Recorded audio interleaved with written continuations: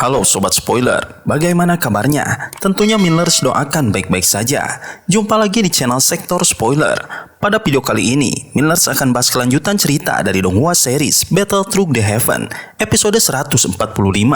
Seperti biasa, Millers mau ingatkan lagi bagi Sobat Spoiler, karena video ini mengandung spoiler. Mimin sarankan untuk tonton dulu episode-episode sebelumnya, biar ngerti jalan ceritanya.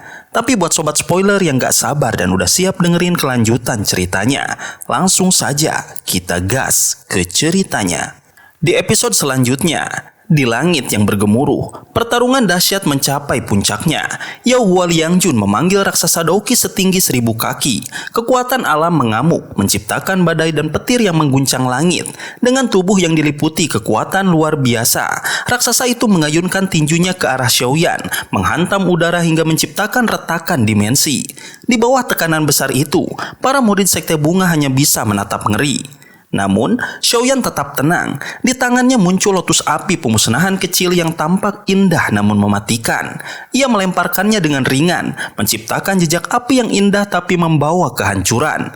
Yao Hua mencoba menahan dengan serangan badai raksasa dari raksasanya. Namun, ketika kedua kekuatan bertabrakan, ledakan dahsyat mengguncang pegunungan dan meluluh lantakan raksasa itu hingga menghilang. Yao Hua sendiri terluka parah dan berusaha kabur dari sisa gelombang api yang masih membara. Gelombang api terus melaju menghantam penghalang pelindung Sekte Bunga. Retakan mulai muncul dan dalam sekejap pertahanan itu hancur, membuat seluruh alun-alun dalam bahaya. Tepat saat kehancuran nyaris tak terelakkan, seorang wanita tua berambut putih muncul dari langit, tetua pertama Sekte Bunga. Dengan satu gerakan tangannya, riak tak terlihat menetralisir api dan menyelamatkan semua orang. Ketegangan pun perlahan mereda. Xiaoyan menunjukkan rasa hormat pada tetua pertama sambil tersenyum kaku. Ia menjelaskan tindakannya dan segera memulihkan diri dengan pil obat. Sementara itu, Huajin yang ketakutan langsung menyerah, menyadari tak ada lagi peluang untuk menang. Para sesepuh hanya bisa geleng kepala. Bagaimana mungkin seorang Dozun bintang 2 bisa mengalahkan dua lawan yang lebih kuat darinya? Akhirnya, tetua pertama memerintahkan Huajin menyerahkan token kepala sekte kepada Yun Yun. Meski dengan enggan, Huajin tidak bisa menolak perintah tersebut. Yun Yun pun diangkat kembali sebagai kepala sekte bunga dengan restu penuh. Xiaoyan hanya tersenyum pada Yun Yun yang menatapnya dengan kesal bercampur lega. Meski penuh kejutan, hari itu menjadi titik balik besar bagi sekte bunga dan Yun Yun sendiri. Yun Yun menatap token giok kepala sekte dengan hati yang berat. Meskipun posisinya sebagai pemimpin ditawarkan kembali, ia enggan menerimanya karena bayang-bayang masa lalu dan luka yang belum sembuh. Namun, desakan Xiaoyan yang tegas membuatnya goyah. Ia menegaskan bahwa jika Yun Yun tak mengambil tanggung jawab itu, Sekte Bunga akan terjebak dalam pertikaian internal. Ucapan itu menyadarkan Yun Yun, dan akhirnya ia menerima jabatan tersebut meski hanya untuk sementara waktu. Namun, keputusan itu tidak diterima dengan baik oleh Huajin. Ia merasa usahanya selama ini sia-sia dan mengkhawatirkan putusnya aliansi dengan Sekte Langit yang mendalam. Ia menyiratkan bahwa keputusan ini bisa membawa permusuhan besar. Tetua pertama Sekte Bunga pun sempat ragu, menyadari kekuatan Sekte Langit yang mendalam jauh di atas mereka. Tetapi Xiaoyan segera menimpali, memperingatkan bahwa aliansi itu hanya akan mengarah pada dominasi sepihak. Xiaoyan lalu menawarkan alternatif, menjalin kerjasama dengan Paviliun Bintang Jatuh, sekte yang dipimpin oleh gurunya, Yao Chen, yang memiliki reputasi luar biasa. Tetua pertama setelah menimbang akhirnya menyetujui. Yun Yun pun secara resmi ditetapkan sebagai kepala Sekte Bunga dan segala perdebatan ditutup. Huajin dan Yao Hua Liangjun tampak kesal dan memilih mundur, meski jelas mereka belum benar-benar menyerah. Setelah pelantikan, Xiaoyan tidak langsung pergi. Ia memilih untuk tinggal sebentar di Sekte Bunga demi menyelesaikan tujuannya, memurnikan api dingin tulang, pemberian gurunya Yao Chen. Di ruang meditasi yang tenang, ia bersiap dengan serius, menenangkan diri dan memulihkan energi untuk menghadapi proses pemurnian yang berbahaya dan menuntut konsentrasi tinggi. Ketika semua sudah siap, Xiaoyan mulai. Dalam hatinya, ia tahu bahwa keberhasilan ini bisa membuka pintu ke kekuatan yang jauh lebih besar. Jika flame mantra miliknya berhasil naik ke kelas Tian, ia akan menjadi salah satu tokoh terkuat di benua ini. Dengan tekad membara, ia melangkah ke fase baru dalam perjalanannya. Xiaoyan duduk bersila di atas ranjang batu, tenggelam dalam proses penting, menyempurnakan dan menggabungkan api dingin tulang dengan api jantung 3000 teratai. Suhu ruangan melonjak tinggi hingga udara tampak bergetar. Tapi Xiaoyan tetap tenang, seolah tidak terpengaruh. Dari tubuhnya, api putih kecil menyala, menari-nari seperti ular. Prosesnya berjalan stabil dan jauh lebih lancar dari yang ia bayangkan. Meski menggabungkan 3 api surgawi adalah tugas luar biasa berat, Xiaoyan bahkan menargetkan penggabungan keempat dalam waktu 1 bulan. Sebuah pencapaian yang sangat langka dan membuat banyak ahli pasti iri. Namun, kekuatan besar datang dengan resiko besar. 4 api surgawi di tubuhnya bisa menjadi ancaman mematikan jika tidak dikendalikan dengan sempurna. Untungnya, Xiaoyan memiliki flame mantra, sesuatu yang membuatnya mampu menaklukkan kekuatan ekstrim ini. Hari demi hari berlalu, suhu di dalam ruangan makin mencekam. Meja, kursi bahkan tempat tidur batu mulai meleleh karena panas yang luar biasa. Namun Xiaoyan tetap duduk diam, dikelilingi gelombang energi yang menggelegar. Douqi murni terus tercipta dan menguat, membuat auranya tumbuh semakin kokoh. Ruangan itu seperti tungku besar yang memurnikan bukan hanya api surgawi, tapi juga kekuatan dan tekad Xiaoyan sendiri. Sementara itu, di luar ruangan, 3 sosok berdiri mengawasi dengan gelisah. Sudah hampir sebulan Xiaoyan mengunci diri, dan kini energi liar mulai merembes keluar. Langit tiba-tiba berubah, awan gelap berkumpul, menutupi sinar matahari yang sebelumnya menerangi lautan bunga di bawahnya. Fenomena alam yang tidak biasa ini membuat banyak orang di sekte bunga menoleh dengan heran. Tak butuh waktu lama bagi mereka yang berpengalaman untuk menyadari bahwa sesuatu yang luar biasa sedang terjadi. Di salah satu ruangan terpencil yang memancarkan cahaya api putih, seorang wanita tua berambut putih memperhatikan dengan penuh perhatian. Dengan pengalaman yang dimilikinya, dia segera menyusun berbagai kemungkinan. Fenomena semacam ini biasanya hanya terjadi dalam 3 situasi. Kelahiran pil obat tingkat tinggi yang menarik pil lighting, seseorang yang mencapai tingkat kultivasi luar biasa, atau keterampilan Dou kelas Tian. Namun, kali ini jelas bukan yang pertama. Tidak ada aroma pil di udara. Kemungkinan kedua juga dapat diabaikan. Meskipun Xiaoyan memiliki kekuatan besar, itu masih belum cukup untuk memicu fenomena ini. Hanya satu kemungkinan yang tersisa, penciptaan metode Qi kelas Tian. Wanita tua itu menatap ke arah ruangan tempat Xiaoyan sedang melakukan retreat. Matanya menyipit. Ekspresi terkejut dan serius terukir jelas di wajahnya. Menciptakan metode Qi kelas Tian atau keterampilan Dou kelas Tian adalah sesuatu yang hampir mustahil. Bahkan bagi seorang ahli sekelas Xiao Chen yang telah mencapai Banseng. Namun, bukti di hadapannya tidak bisa disangkal. Fenomena alam yang terjadi ini adalah saksi bisu dari sesuatu yang luar biasa. Perlahan, dia menarik nafas dan menenangkan pikirannya. Xiaoyan memang berbakat, jauh melampaui yang ia pikirkan sebelumnya. Awalnya, dia hanya memperlakukan pemuda itu dengan sopan karena hubungannya dengan Yao Lou. Namun, kini pandangannya berubah. Xiaoyan bukan hanya murid dari seorang ahli besar, tapi juga seorang jenius yang kemampuannya tak bisa diabaikan. Di bawah langit yang bergejolak, para murid sekte bunga saling berpandangan dengan ekspresi bingung. Cuaca yang berubah secara tiba-tiba ini begitu mengejutkan. Namun, mereka yang jauh lebih peka menyadari bahwa semua ini terjadi saat Xiaoyan sedang dalam retreat.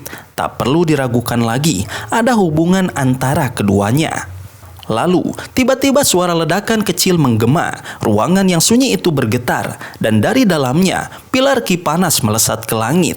Di atas pilar itu, seorang pria berdiri dengan sikap tegap dan penuh wibawa, Xiaoyan. Setelah sebulan mengisolasi diri, ia kini muncul kembali, menatap langit yang masih diliputi awan gelap. Ekspresi terkejut melintas di wajahnya, tapi hanya sesaat. Dengan lambaian tangannya, riak energi tak terlihat menyebar. Awan gelap yang berputar di langit perlahan memudar, hingga akhirnya menghilang sepenuhnya. Cahaya matahari yang hangat kembali menyinari daratan. Xiaoyan menatap telapak tangannya, merasakan perubahan besar dalam dirinya. Flame mantra, teknik inti yang ia miliki, kini telah berevolusi. Ketika ia mulai mengedarkannya, energi alam di sekelilingnya tiba-tiba bergejolak. Dalam radius 1000 kaki, gelombang energi melonjak deras ke arahnya. Namun, tubuhnya tidak menolak energi yang bercampur dengan banyak kotoran itu. Api surgawi dalam dirinya langsung membakar kotoran tersebut, menyisakan esensi murni yang langsung terserap. Perubahan ini sungguh luar biasa. Kecepatan sirkulasi Doki dalam tubuhnya meningkat 10 kali lipat. Tak hanya itu, kemampuan penyerapan, pemurnian, dan penyesuaian energinya pun mengalami lonjakan drastis. Kini, jika ia menggunakan teknik teratai api pemusnah, ia tak perlu lagi khawatir kehabisan Doki dalam sekejap. Senyum puas terukir di wajahnya. Kini ia benar-benar memiliki fondasi yang kokoh untuk menghadapi lawan-lawan tangguh. Kemampuannya telah melesat ke tingkat yang lebih tinggi, bahkan mencapai tahap Douzun bintang 4. Meskipun ia sempat berharap bisa mendapatkan peningkatan yang lebih besar, nyatanya peningkatan 2 bintang dalam sebulan sudah merupakan pencapaian yang luar biasa. Xiaoyan menghela nafas ringan. Menelan api surgawi memang metode yang ampuh, tapi semakin tinggi peringkatnya, semakin sulit mendapatkan efek maksimal. Kini, untuk terus berkembang, ia harus berburu api surgawi dengan peringkat yang jauh lebih tinggi. Sesuatu yang tidak hanya langka, tapi juga sangat sulit untuk diperoleh dan dikendalikan. Namun, satu hal yang pasti, kini ia telah menjadi lebih kuat. Bahkan jika bertemu dengan Tianzun ke-9 dari Aula Jiwa, ia setidaknya memiliki kemampuan untuk bertarung dan melarikan diri dalam keadaan utuh. Saat ia masih tenggelam dalam pikirannya, suara lembut tiba-tiba menyapanya. Xiaoyan menoleh dan melihat wajah cantik Yunyun yang menatapnya dengan ekspresi penuh teguran. Senyum kecil muncul di wajahnya sebelum ia dengan santai meraih tangan Yunyun. Wajah sang wanita segera memerah, sedikit malu namun juga geram.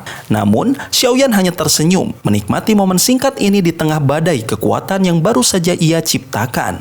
Meskipun sedikit canggung, tetapi ia tetap tenang dan menjelaskan bahwa dirinya hanya berusaha memeriksa segel Doki di tubuh Yunyun. Awalnya, Yunyun masih ragu, namun setelah beberapa saat, dia akhirnya mengendurkan perlawanan. Xiaoyan menghela nafas, lalu meletakkan tangannya di lengan Yunyun dan memejamkan mata.